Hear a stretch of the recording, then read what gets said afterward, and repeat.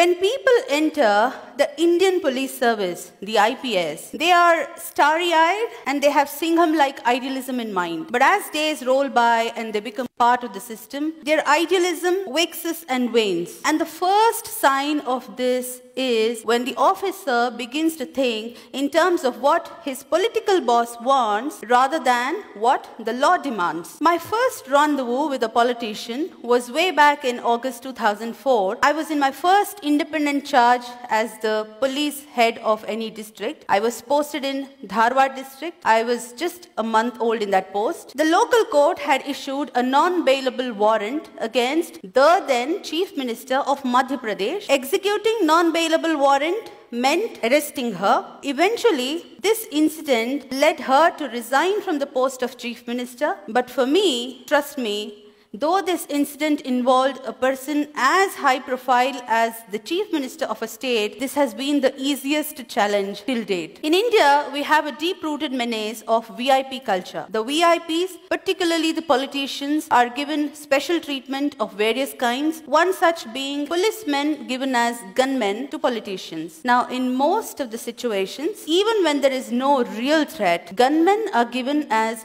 status symbols. And the more the gunmen, the higher the status it is perceived. And it's not an exaggeration at all that many a time most of these gunmen are used as boys to run errands. I was posted as the Deputy Commissioner of Police, Bengaluru City Armed Reserve, and my job was to supervise man management, personnel deployment, and therefore I took stock of the situation as to where my boys had been deployed. And to my utter shock, I found that a number of politicians, the public representatives, the MLAs, MPs, MLCs, and so on, had kept gunmen in excess of the authorized number they were supposed to keep. Now, I made a list. There were 82 politicians who had kept about 216 gunmen in excess of the number they were entitled. I started withdrawing them. The first resistance came from my own boss, who reprimanded me in front of my subordinate officers. Yet, undeterred, I completed the task. I withdrew till the last excess gunman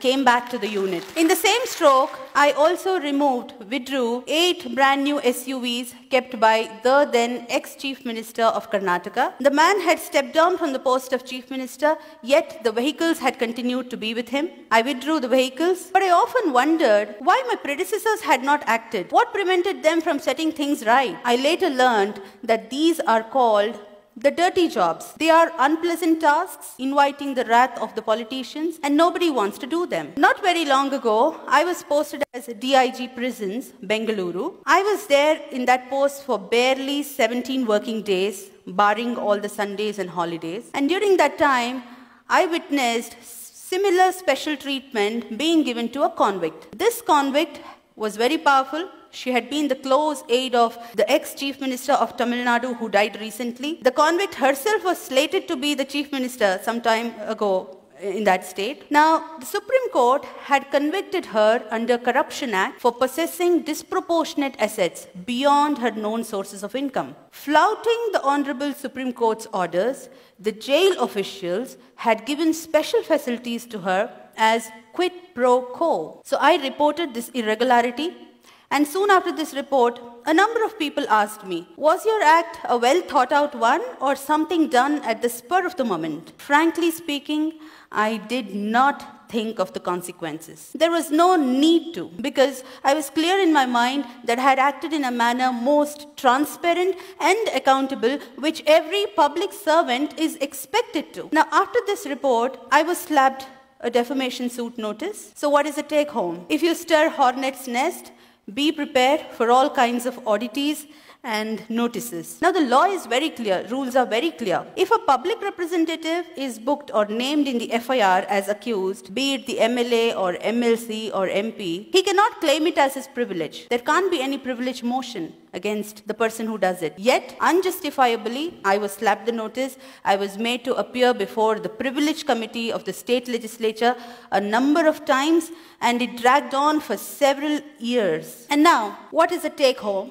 what is the lesson that the politician is driving home in this? He is trying to teach the lesson to a bureaucrat. If you take me head on, this is what is going to be meted out to you. He is creating a fear psychosis in the mind of not just that particular individual bureaucrat, but in the whole clan of bureaucrats. And if the bureaucrats gets scared and succumbs, the politician succeeds in his purpose. Trust me, not many officers are willing to face such notices, because for acts done in official capacity, these kind of notices create a lot of personal discomfiture. They take away personal time, energy, peace of mind, and of course money if you have to fight it out in the court of law, and therefore nobody wants to face them. But in my personal opinion, just like every occupation has its own occupational hazards, these notices, be it the privilege notice or the contempt notice or any other kind of notice, defamation notice, whichever, they are the occupational hazards which have to be faced boldly by the bureaucrat. Now,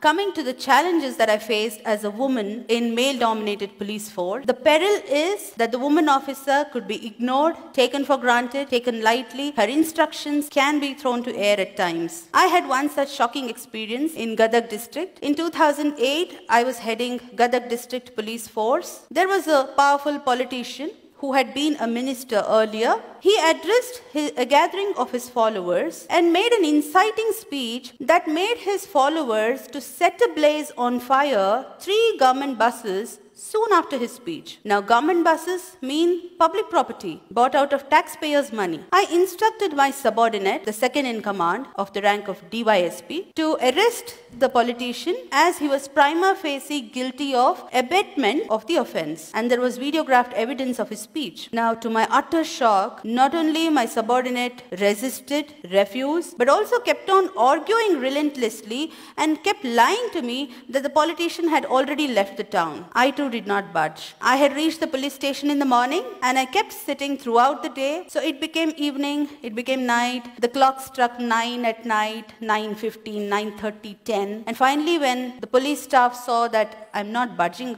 out, they somehow managed to get the politician to the police station. And then I instructed the station house officer of the police station to carry on the arrest procedures legally and to hand him over to the judicial custody, which was carried out. Now, upon the subordinate who had been lying to me, I took upon an inquiry and found that he was in constant touch with that politician over phone, though he had been lying to me that he was nowhere to be found. To this effect, I sent a report against the subordinate, the DSP, to the government as well as the Election Commission of India, because by that time election machinery was in place, and the government suspended him and he remained in suspension for more than a year. Now, challenges therefore are manifold, yet if the officer is willing to take risks, if the officer has nothing to hide, if he is clear in mind that he has acted lawfully and is fair, if he does not cling on to politicians for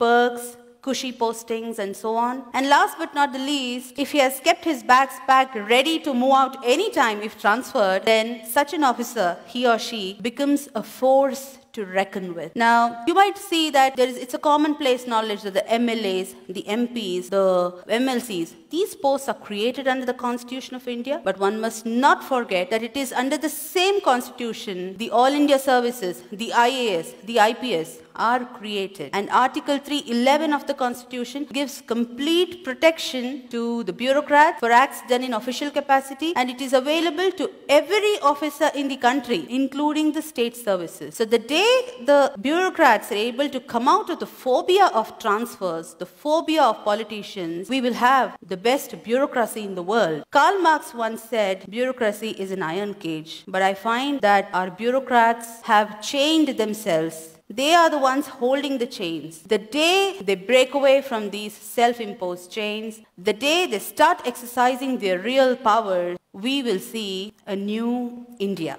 Thank you.